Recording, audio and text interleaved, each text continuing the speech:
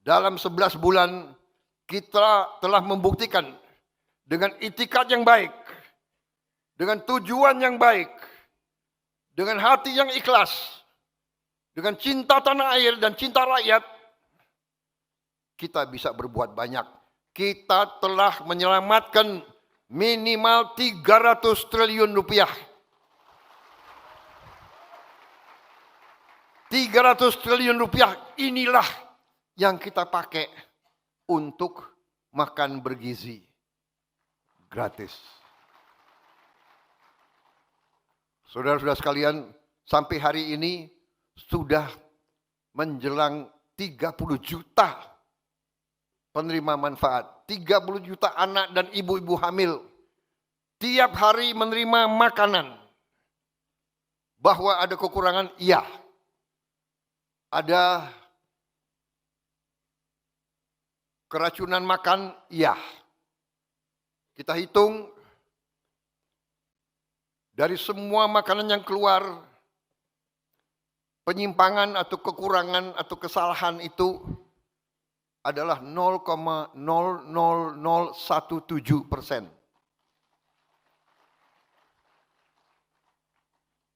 Ini tidak membuat bahwa kita puas dengan itu. Tapi namanya usaha manusia yang demikian besar, yang belum pernah dilaksanakan, saya kira, dalam sejarah dunia.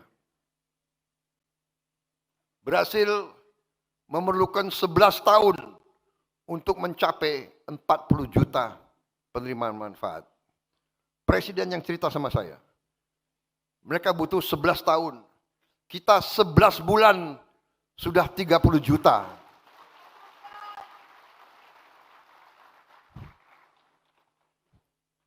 Ada kekurangan? Ada. Tapi manfaatnya sangat-sangat besar. Kita tidak bisa menduga. Kita mungkin PKS yang di daerah-daerah merasakan pasti. Tapi banyak elit Indonesia tidak bisa menduga bahwa anak-anak kita, rakyat kita makan nasi pakai garam.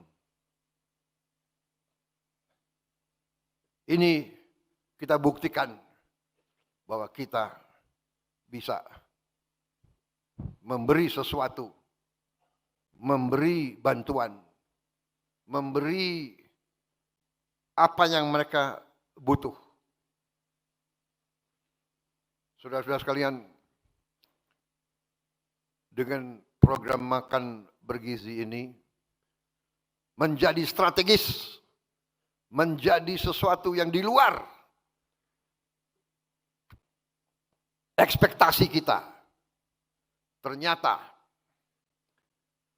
dengan makan bergizi ini kita bisa menciptakan lapangan di akhir tahun, di awal tahun depan, Januari Februari, 1,5 juta lapangan kerja baru. Kita telah berhasil menghidupkan ekonomi rakyat. Bahwa tiap hari kita butuh telur, kita butuh sayur, kita butuh ikan, kita butuh ayam, kita butuh bahan-bahan dari kampung-kampung itu sendiri, dari kecamatan-kecamatan itu sendiri. Di puncaknya nanti tahun depan, kita akan gelontorkan mendekati 300 triliun untuk makan bergizi. 300 triliun, persisnya berapa Menseknek? 335 triliun.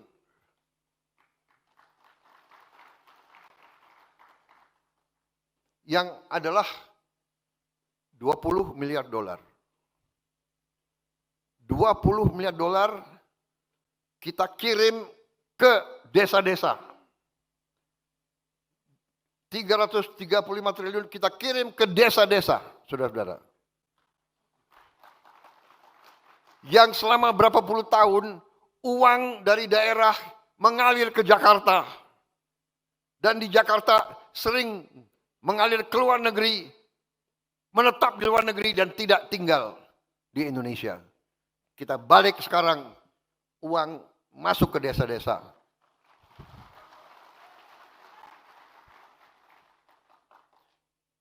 Dan saudara-saudara, dalam ilmu ekonomi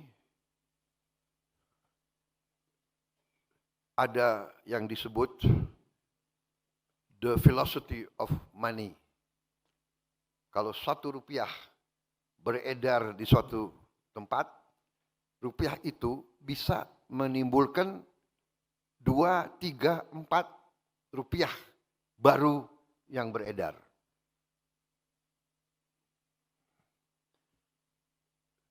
Jadi saudara-saudara, kita bisa bayangkan kegiatan ini yang saya sebut tadi 300 triliun itu bisa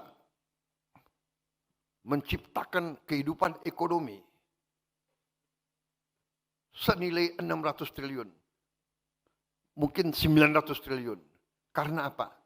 Karena tiap hari rakyat desa itu tahu bahwa dapur itu memerlukan sekian ratus kilo beras, sekian timun, sekian sayur, sekian ikan, sekian telur, sekian ayam.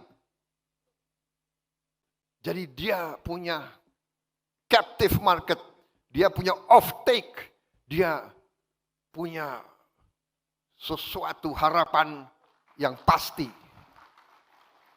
Petani-petani kita dari dulu justru waktu panen dia risau. Waktu panen harga jatuh. Tapi sekarang karena yang akan menerima, yang akan mengambil hasilnya adalah rakyat sendiri, adalah saudara-saudara mereka sendiri, adalah pemerintah mereka sendiri. Jadi mereka punya jaminan pasar, mereka tidak akan punya panen yang tidak terserap. Ini saudara-saudara sasaran kita, dan ini kita sudah hampir sampai di titik itu. Jadi saudara-saudara, 30 juta kita bangga. Kita risau, masih ada. Makanya kita tertibkan semua SPPG, semua dapur, kita sudah bikin SOP, semua alat harus dicuci pakai alat yang modern, tidak terlalu mahal, untuk membersihkan, membunuh semua bakteri. Kita juga perintahkan semua dapur harus punya test kit, alat uji, sebelum distribusi harus diuji semuanya, dan langkah-langkah preventif lainnya. Saudara-saudara, kita mengerti 30 juta suatu prestasi. Tapi ingat, sasaran kita masih jauh. Sasaran kita adalah 82 juta penerima manfaat. Download Tribun X sekarang. Menghadirkan lokal menjadi Indonesia.